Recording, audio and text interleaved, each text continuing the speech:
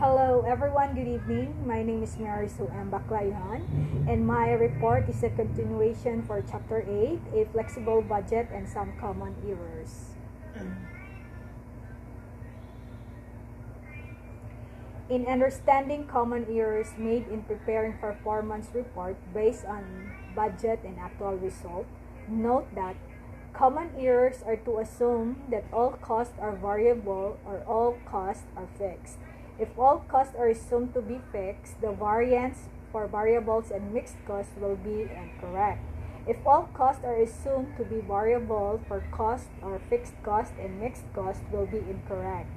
The variance for a cost will be correctly or corrected only if the actual behavior of the cost is correctly reflected on the flexible budget.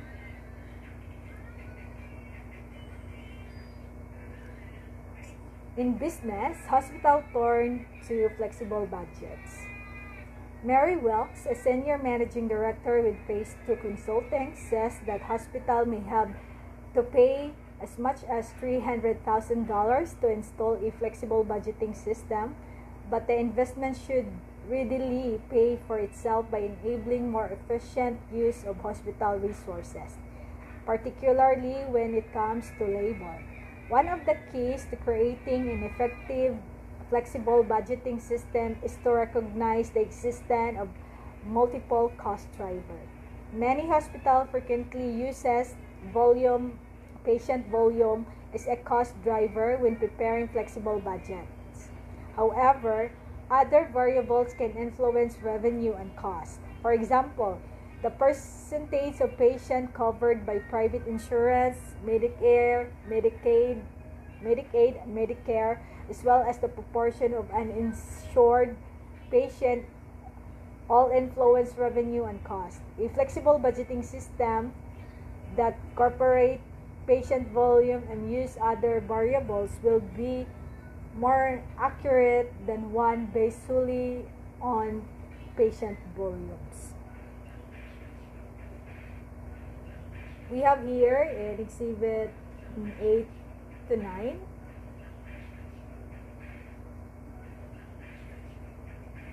Looking at this exhibit, note that the budgeted cost of hairstyling supply is $1,500 is directly compared to the actual cost of $1,620, resulting in an unfavorable variance of 120 units or $100 or units. But the comparison only makes sense if the cost of the hairstyling supply is fixed. If the cost of the hairstyling supplies isn't fixed, one would expect that the cost will go up because of the increase in activity over the budget. Comparing static planning budget cost to actual cost only makes sense if the cost is fixed. If the cost isn't fixed, it needs to be adjusted for any change in activity that occurred during that period. So, Rex Hairstyling, ang ilang planning budget is 1,100 yung client's visit, 1,100 and in actual cost actual result is 1,100. Ilang revenue planning 180,000, ilang actual is 194,200, na slave variance ng 14,200. And minus din sa ilang expenses, wages and salaries, hairstyling supplies, client gratuities, electricity, rent, liability insurance, employee health insurance, miscellaneous. Total expenses is, ang plan is 163,200. The actual result is 172,970 na slight variance na 9,770. Net operating income 16,800. The actual result is 21,230. So na slight variance nga 4,430. Another example, in Exhibit Exhibit 8 to 10.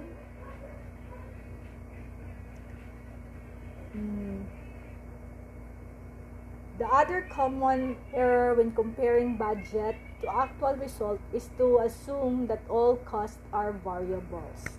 A report that makes this error appears in Exhibit 8 to 10.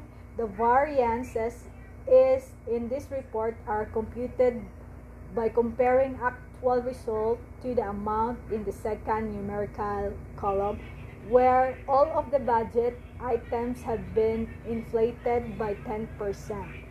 The percentage by which activity increased, this is perfectly valid adjustment to make if an item is strictly variables. Like sales and hairstyling supplies, it is not a valid adjustment if the item contains any fixed element. Take for example, rent. If the salon served 10% more customers in a given month, would you expect the rent to increase by 10%? The answer is no. Ordinarily, the rent is fixed in advance, does not depend on the volume of business. Therefore, the amount shown in the second numerical column of 31,350 is incorrect, which lead to the erroneous favorable variance of 2,850. In fact, the actual rent paid was exactly equal to the budget rent. So there should be no variance all as a valid report. So ang error ani is rent or ang fixed cost nila kay ilang kuan nga mo taas if ever kung mutaas pod or daghan ng ilang customer ana nga given month, so ilang gi assume nga mutaas. So muna ang error nila is fixed kay rent is a fixed cost man. So here the actual 31,350, so may variance na 2,850. So another example. But first you must know your cost. Understanding the difference between fixed and variable costs can be critical. Kennard T. Wing of OMG Center of Collaborative Learning report that large healthcare system made the mistake of classifying all of its costs as variables. As a consequence, when volume dropped, managers felt that costs should be cut proportionately and more than 1,000 people were laid off. Even though the workload of most of them had no direct relation to patient volume, the result was the morale of the supervisor plummeted, and within a year, the system was crumbling to replace not only those it had to let go, but many others who had quit.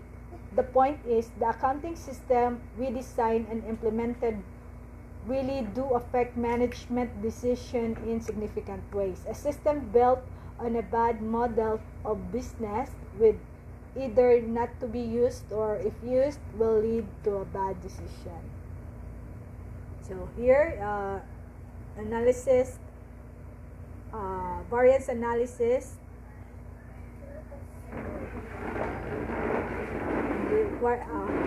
Harold Fish House, a family-owned restaurant, specializes in Scandinavian-style seafood.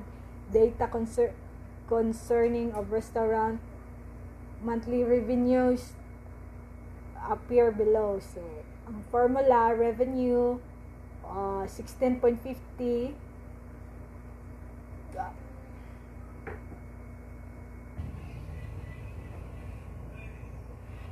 Formula, revenue is 16.50, cost of ingredients is 6.25, wage and salaries is 10,400, utilities 800 plus 0.20, rent is 2,200, and then miscellaneous is 6 plus 0.80.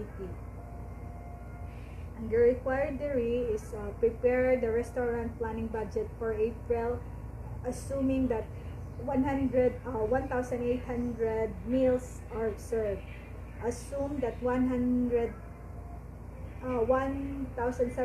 meals were actually served in April. Prepare a flexible budget for the level of the activity.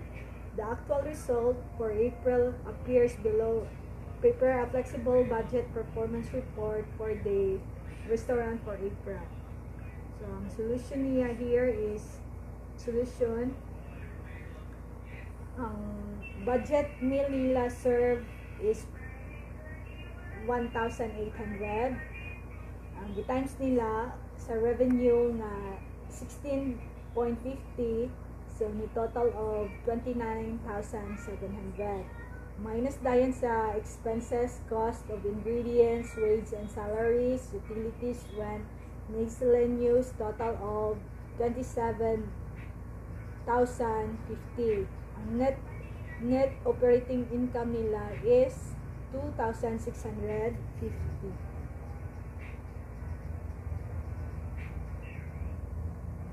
So, ang solution sa ang second, number 2, flexible budget for April appears below. The actual meal served is 1,700. Ang revenue nila again is 16.50 times actual meal served of 1,700, total of 28,050. Again, minus the expenses, cost of ingredients, wage and salaries, utilities, rent, miscellaneous. Total expenses is 26,325. Ilang net operating income is 1,725. So, ang flexible budget performance report for April appears below. Meal served, planning budget is 1,800. Then variance flexible budget of 1,700. So, the total of, but the actual result is 1,700. So, times the revenue of 16.50, sa actual result is una ni ato ni gikuan na to atong gikuan din nga revenue result sa 1,800 na ang 29,700, then 28,050, so na mga variance na 130 unit. So minus the expenses sa planning budget nila, 27,050, variance of 725. Sa flexible budget, 26,325. So revenues and spending variance of 435 units.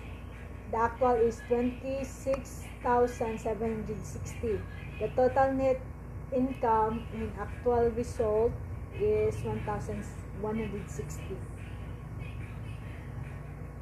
The activity variance, a difference between a revenue or cost item in the static planning budget and the same item in the flexible budget. The activity variance is due solely to the difference between the level of activity assumed in the planning budget and the actual level of the activity used in the flexible budget. A flexible budget, a report showing estimate of what revenues and costs should have been given the actual level of activity of the period. Planning budget, a budget created as the planning of the budgeting period that is valid only for the planned level of activity. Lastly, revenue variance, the difference between how much the revenue should have been given the actual level of activity and the actual revenue of the period. A favorable or unfavorable revenue variance occurs because the revenue is higher or lower than expected given the actual level of activity for the period.